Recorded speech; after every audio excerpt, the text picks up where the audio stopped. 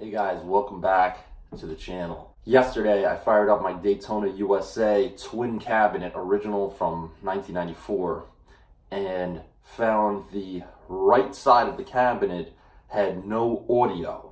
It definitely put a bummer on the day because immediately my gears start turning into troubleshooting mode. You power on the machine and half of it is not working correctly. We're talking old equipment, and I've had to repair my Daytona cabinet a couple times already.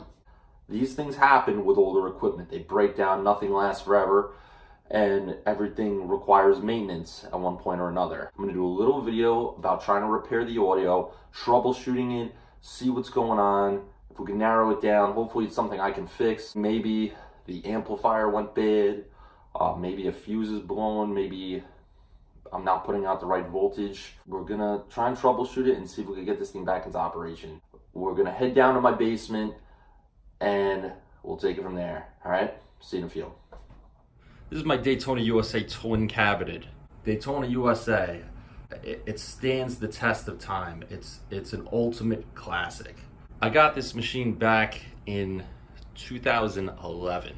I had it shipped from Nebraska. It was in horrible shape when I got it, and I nursed it back to health, and I got it up and running, and it's been phenomenal for me. So I've been down this road before. Maintenance is inevitable with these. You will have problems. You will have to fix it. You will have to familiarize yourself with how this works. So when I fired this up yesterday, after not playing it for at least a year of it just sitting here, I was not shocked when there was an issue. The main issue deals with the right side cabinet right here. I'm getting no audio. Every once in a while I'll get some kind of an effect, a popping noise, and that's pretty much it. Our goal is to try and figure out what's going on with this. We're gonna get out the schematic, get the multimeter, and get to troubleshooting Daytona USA and see if we can get this baby going. Just wanted to show you real quick my handy Daytona user's manual, and then I blew this up. This is the actual schematic of all the boards. There is a ton of stuff going on here. I haven't looked at this in a couple years. We'll see what happens. Fingers crossed.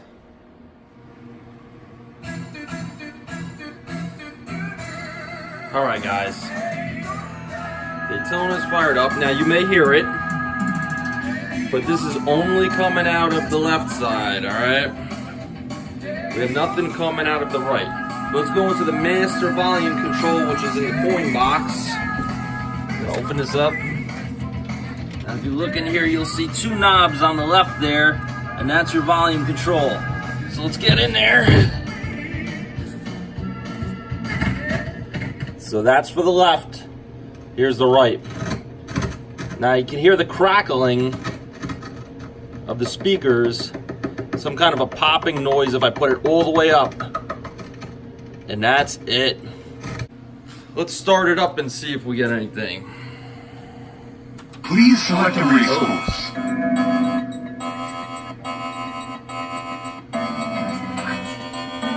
That doesn't sound good at all. Gentlemen, start your engine. So we got sound effects. So it sounds like the music is down. Sound effects seem to be okay. Music is down. This may be bad news. This may be audio coming from the board set, so the amp is just not there. Oh boy. Alright, let's see what we got. Okay guys, we're in test mode, and I came to some interesting conclusions. And basically what I've found is that any background music, this BMG1, let's go into that, all this seems corrupt.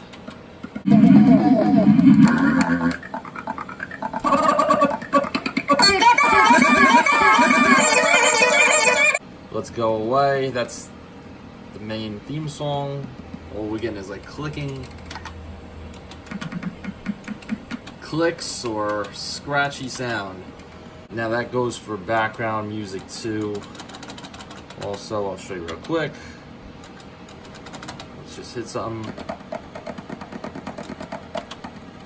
Now on the flip side, sound effects.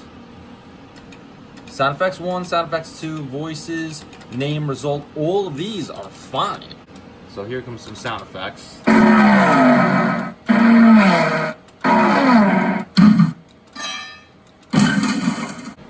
Let's head down to voices. You're running second. You're running first. Expert. Advanced. Beginner. So the way to open Daytona is the seat flips back, then you remove the floor panels in the front over there, and then there's a steel cage that covers the main board. This is your main game board set. That thing is like 4 printed circuit boards stacked on top of each other. It's a massive PCB. You got boards all the way back in there. You got amps over here, your power supply. There's another transformer in the back. You got a fuse block right here. So there's a lot going on with this. Now trying to narrow down the problem is gonna be a step-by-step process that's probably gonna involve plugging audio from the right side into the operational left side and see if we could get sound. Now if we could get sound, that would confirm to me that it's an amplifier problem, hopefully. First, I'll probably check and just make sure the fuses are okay. I'll check the voltage going, or I should say the voltage coming out of the power supply, make sure everything looks good on that side. I'm gonna check that first, and then I'm gonna open this guy up and we'll start crisscrossing some wires and see if we can get somewhere. So stay tuned, guys. All right, guys, so here's where we're at. First, I checked these fuses. There's 4 fuses in there that you can see. Turns out that's off of this transformer in the back. So that voltage has nothing to do with the soundboard. So the soundboard works off of your regular standard arcade voltage, which is plus 12 volts, plus 5 volts, and ground. I disconnect the power coming out, and I'm gonna put my meter on it, and I'm gonna see what the voltage looks like, just to make sure everything's okay on that side. All right, guys, I got my meter on it. 5 volts was fine. I was getting 5.3, but the 12 volts, getting 10.59. I think I'm gonna test the voltage on my working power supply and see if it's better than that. Maybe we have a power supply issue. All right, guys, so getting 1105 on this side. That's not a huge difference. I checked the 5 volts. The 5 volts are identical on both power supplies. So why would I be getting different voltages on the 12 volt side? Maybe this power supply is bad. So you know what I'm gonna do? The next step, I'm not even gonna make any adjustments. I'm literally gonna swap this power supply from the working side into this side. We'll flip-flop them and see what kind of sound we get. Okay, guys, power supplies are switched. Flip-flop the power supplies. Let's power this thing on. See if there's any change.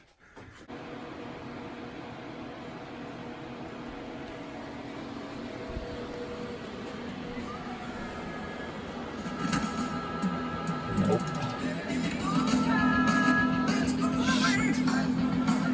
Okay, still volume only from the left, guys.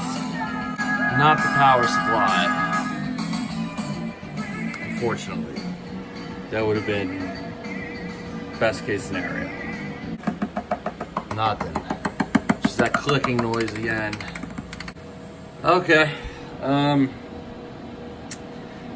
Alright, so I've spent the last 15 minutes just studying the schematic and refamiliarizing myself with everything that's going on. I just wanted to show you guys real quick the way it works. This is your main Daytona board. That equates to this big guy over here. So what happens is this guy sends sound to the main soundboard. So that's your soundboard buried back there. From the soundboard to the mixer. Right down here, you see this big heat sink? That's the mixer.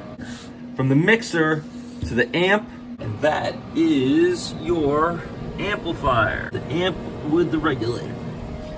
And from the amp to the speakers.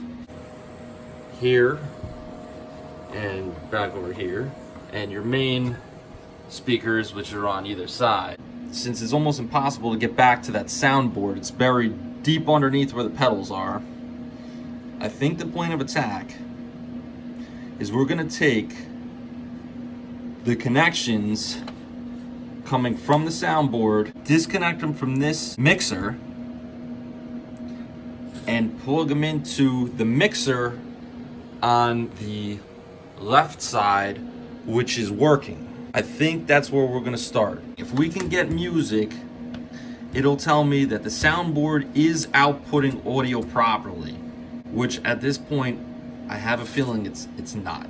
If I had no sound at all, I would feel a lot more confident, but the fact that we're getting sound effect audio tells me I'm not getting something correct from the main board.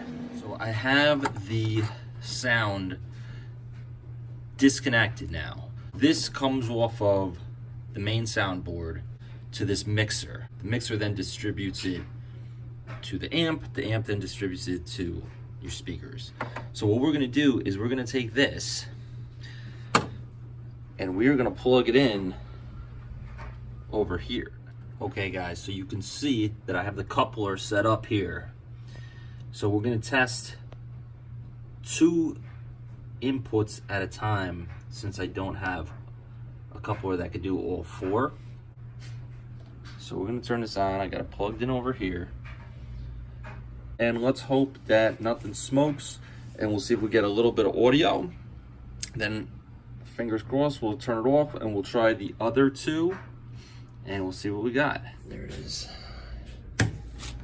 Game booted. It's a good thing. Get nothing.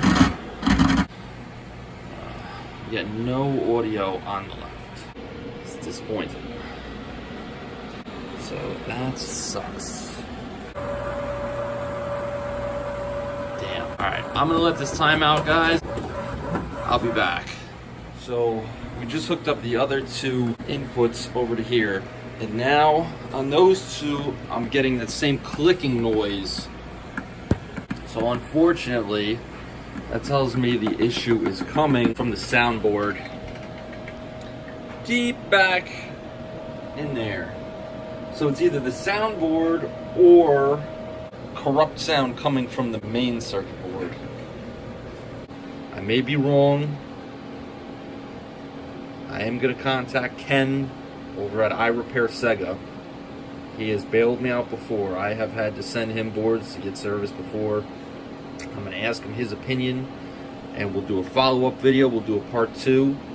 But unfortunately for now, Daytona's down. Alright guys, so did some troubleshooting. Definitely narrowed it down.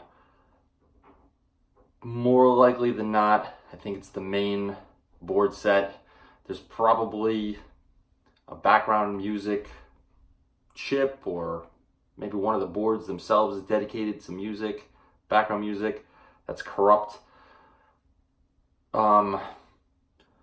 I guess the 25% chance that it could be something with the soundboard, but I'm doubting it at this point. So stay tuned, we're going to do a part 2. I'm going to touch base with Ken from iRepair Sega and see what he has to say, see what kind of suggestions he has, if there's anything else I can test.